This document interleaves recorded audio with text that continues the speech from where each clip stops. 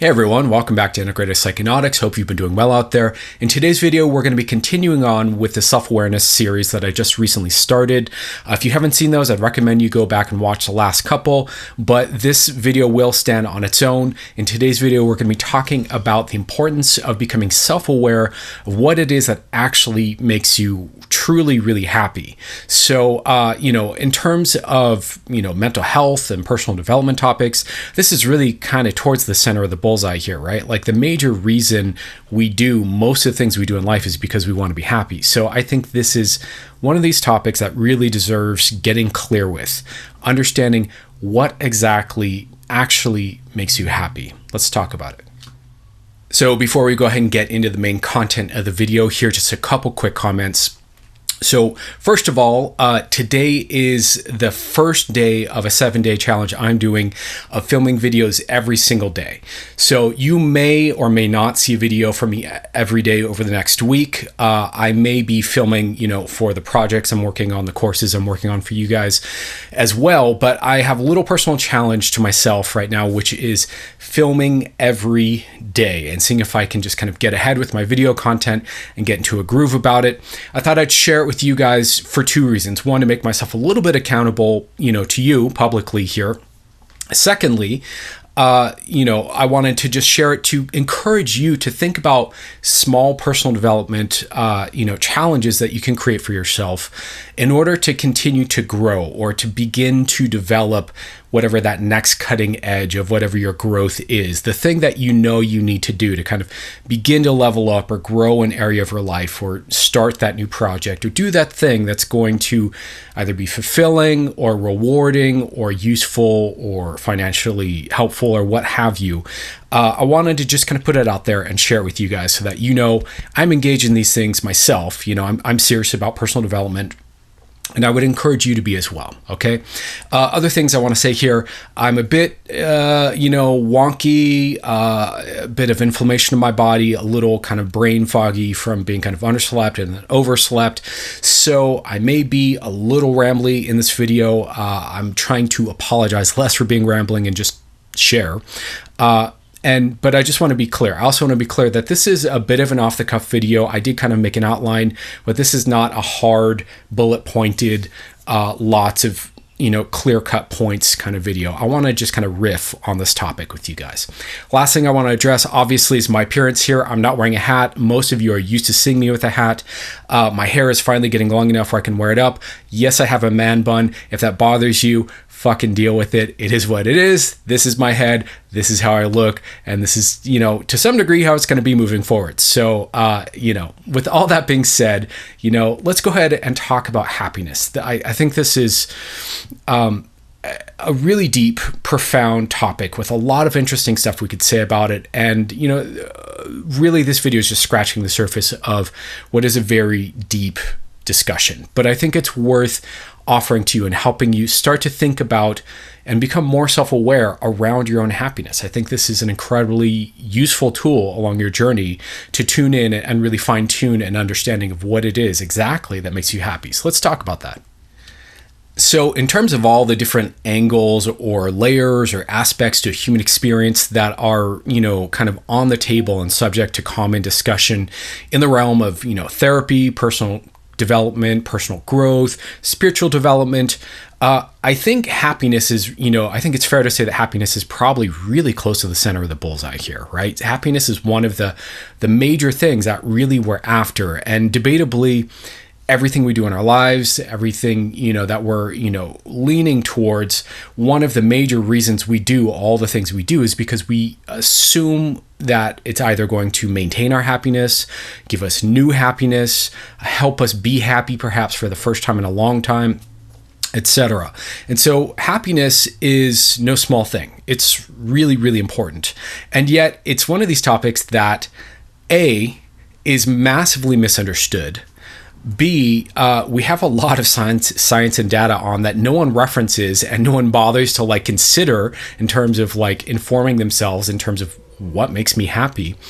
And then, we kind of go through life, kind of struggling, kind of trying to sift our way through, trying to make ourselves happy, often with a lot of flawed beliefs, a lot of, bad starting points, bad assumptions, bad theories about what it is that's going to make us happy. Then we're shocked when we're not happy. So I wanted to talk a little bit about what we already know about happiness and help you start to tune into and consider what it is that really makes you happy. Because, a big part of the reason usually people are in therapy or in coaching, in my case, or something like that, is they are dissatisfied with at least some area of their life. They want to improve. They want to feel better. They want to enjoy their experience of life more, right? So let me just lay this out on the table as kind of the opening thesis here, the opening suggestion.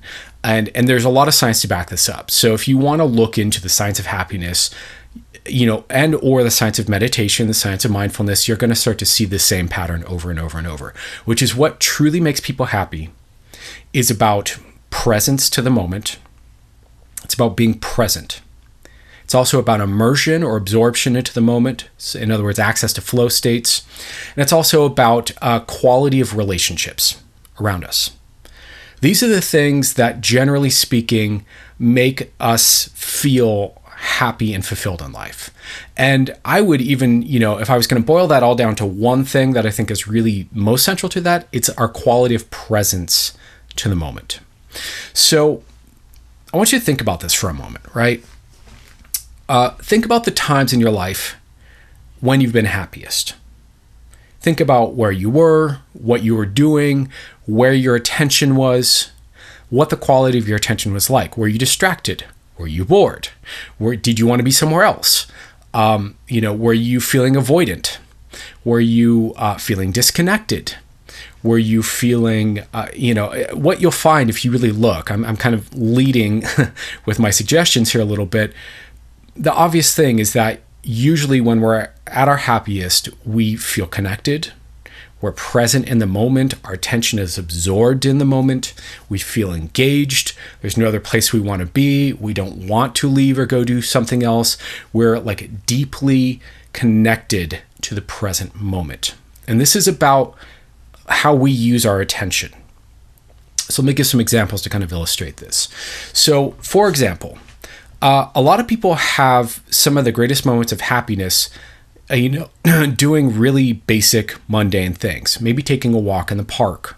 Maybe, having a brunch with some friends on a Sunday. Maybe just having a good conversation with someone they really like, right? Or, practicing a hobby that we really enjoy. Usually happiness comes from these moments where we are just really, really present, where we're really just fully present with what we're experiencing. Now, obviously, this comes in contrast to what most people think is going to make them happy, which is some form of success, some form of status, some form of material acquisition, whether that's, the new car or dating the hot person or having the cool clothes or getting the new tech gadget or the new game or the whatever it is for you, right? But if you stop and you think about it, how often, when you've gotten any of those things, when you've had that experience, and well, first of all, how often when you see people who have all of those things, who are at the top of whatever the status hierarchy, they're, celebrities or, billionaires, or they are, or they're super attractive, or they, have all the toys, how often you hear those people say they're still depressed, they still have mental health issues, they're not happy, they struggle to, feel fulfilled in life. They're dissatisfied. Fame is hollow. It's not what you think it is. Success is hollow. It's not what you think it is. How often do you hear this? And yet none of us internalize that, right? In your own experience, when you've gotten what you wanted, how often did you find that it was disappointing? How often did you find that it was perhaps anticlimactic, maybe fun for a little bit, and then you're back to the same mood? So in other words, you're not really any happier for having the thing over a short amount of time, perhaps, right? So, so what is it then that makes us happy, that makes us truly happy? Again, I want to suggest that it's the quality of your attention. It's your ability to connect with the present moment, no matter what it is that you're doing. And that if you can really connect with the present moment, with the experience of the miracle of this moment, the more likely you are to be profoundly happy with it. So let's talk a little bit more. I want to talk about different dimensions of happiness. Let's talk about immersion.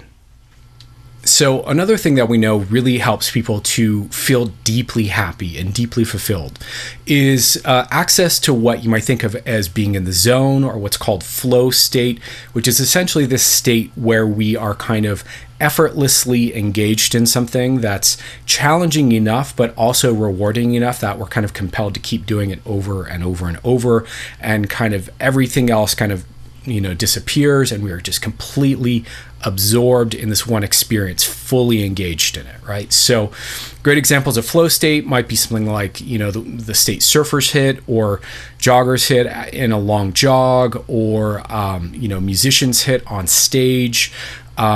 I think we get other forms of flow state from things like a good conversation sometimes. Sometimes, sure, maybe watching a good movie or something like that can give you a little bit of flow state, or playing a good game can sometimes do that, to be fair.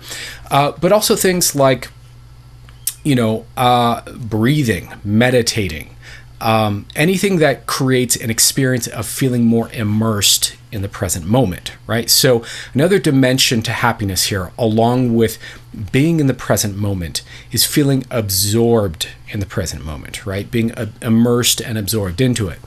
If we want to kind of extrapolate that out into, psychedelics, an obvious example of this would be having an ego death or ego dissolution or mystical experience state, however you want to describe that.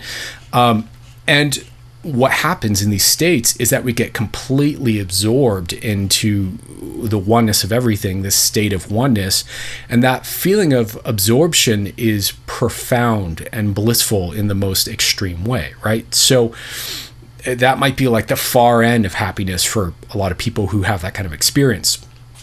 And so one way to think about this is that anytime we have a good amount of immersion into an experience, we're much more likely to feel happy, right? And generally speaking, there's a lot of study about flow states. This is kind of a popular thing 10 years ago in the personal development world. You can look up the work of Mihaly Csikszentmihalyi. You can look up Stephen Kotler's books about flow. There's a lot of great information about this, and the studies really bear out that people who live lives with more flow in their daily lived experience tend to report deeper, more satisfying, more happy life experience in general, regardless of things like their socioeconomic status. So in other words, you could be really poor, but if you live with a lot of flow, you may be very happy and at peace within yourself. People find that it's actually neuroprotective. It actually keeps your brain functioning better, longer.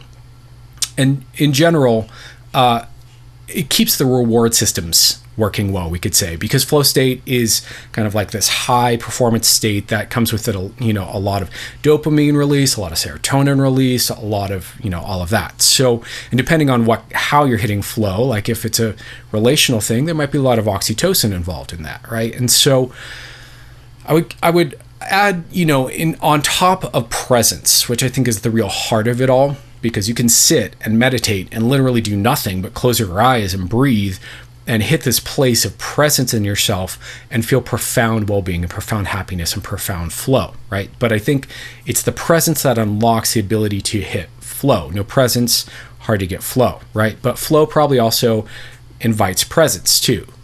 But these two are two of the major components to what is going to make you happy, right? And again, we live in a materialistic culture that I think overemphasizes acquisition of things, consumption of things as being how we're going to experience happiness. And it's such a kind of default assumption, that essentially, like if we really want to break it down, chasing our biological programming, we have these biological imperatives to do certain things, and getting status and getting material security is part of that, right? And to a certain degree, when those are missing and not met, yes, we will feel stressed, but that doesn't mean that when we have them, we feel happy. It's kind of more like we feel safe, or we feel the absence of stress when that's all met, but that doesn't mean we're happy, right? And so I I think our culture really massively misunderstands this, and it's quite frankly shocking how many people I meet who really don't get what it is that makes them happy. And so if you're, trying to do therapy and trauma work and take psychedelics and, soul search and all this shit to try and understand what makes you happy, really, you might be kind of slightly looking in the wrong areas. And, fortunately, psychedelics do tend to make us more present, put us in a flow state, so we can kind of stumble upon it. But I think, I'd rather just kind of point this out and be like, hey, look at this. Look at your quality of mental, attentional presence in your life. Look at how often you hit flow state, feel absorption states, and look at how those correlate to your sense of satisfaction and happiness in life. I think that this is really worth exploring, really worth looking at. So yeah, we've got presence and we've got immersion here. Let me bring this into a psychedelic context a little bit more. I know I just talked about ego death a little bit and how that applies, but let's talk a little bit more about how this also could, just in a more basic recreational sense, how this becomes clear. So to perhaps be a little kind of crude and just, lay it all out there, some of the most joyful experiences I think you'll ever have if you've taken a psychedelic will just be the raw experience of being alive, doing whatever basic thing you're doing while you're on the psychedelic. And it's such a common epiphany that when people take psychedelics, they're like, all I was doing was laying there on my bed or laying in the grass, staring at the trees, or all I was doing was, sitting in the kitchen with my friends, and I felt this profound sense of fulfillment and joy and enjoyment in the moment of what life is and what this gift of life is, right? We come to this place of really recognizing the miracle of what it is to be alive on this weird spinning wet rock moving through space, right? And this is such a common epiphany, and it doesn't require, having some big ego death experience or profound, spiritual realization. It's literally just the falling away of all the mind chatter and all the empty pursuits and all the, neurotic, cycling of ruminations that tends to occupy all of our internal space. And as that falls away, we just get present. And, it's not uncommon to be hanging out with your friends on psychedelics, maybe dressed in some weird getup of clothes you normally wouldn't wear that involves a blanket, sweatpants, and one Croc or something like that. And, and you're having the silliest conversation and laughing about some multi-layered, really dumb joke. And the whole thing is so profoundly amusing and beautiful and funny and easy and flowing and free. And a lot of times it's striking how deeply fulfilled you can feel in these moments where essentially nothing's really happening and nothing high level and profound or materially, significant is happening. It's literally just being with each other and just being present that's happening. But in that, there's so much of the juice of life, right? And so I think in a way, psychedelics can be fantastic teachers of presence and fantastic teachers of immersion. They do lend themselves to immersive states, obviously. And I think because of that, we can discover how easy it actually is to be deeply happy and deeply fulfilled and deeply enjoy something, right? And for a lot of us, let's be fair, especially if you're watching this channel where I tend to talk a lot about the mental health side of psychedelics, for a lot of us who take psychedelics, and what we realize is how disconnected from that we feel, or how caught up and enmeshed in our own ruminations we feel, and how, how overwhelmed we are with perhaps some of the puzzles that exist in our mind and in our life that make us feel less connected, less present, less able to be absorbed, right? We've got these problems that we feel like we need to kind of break through and sort out before we can get there. But the truth is you can do both, right? And I think psychedelics are useful in both senses. I think they're really useful just to reacquaint yourself with being present, being spontaneous, being adaptive, being improvisational, being vibrantly alive, being emotionally flowing and open, being silly, being childlike and innocent, being curious, being open-minded, etc. The list goes on and on and on. I think they're great for all these states that become useful for therapeutic work, but also they're pretty just baked into, I think, being a human being at a more basic level when we're not letting all our shit get in the way, and also, probably pretty inherent to the psychedelic state in general. So yeah, this is one of the major ways I think psychedelics contributes to people's happiness, is just kind of helping you break through all that rumination and junk and helping you just get back to the present moment and the profundity and the beauty and the weirdness of what it is to be, an intelligence in a meat suit, breathing air in and out constantly to survive on a spinning wet rock in space. It's absurd in the truest sense. Okay, now I want to kind of circle back around for a moment and talk about getting what you want.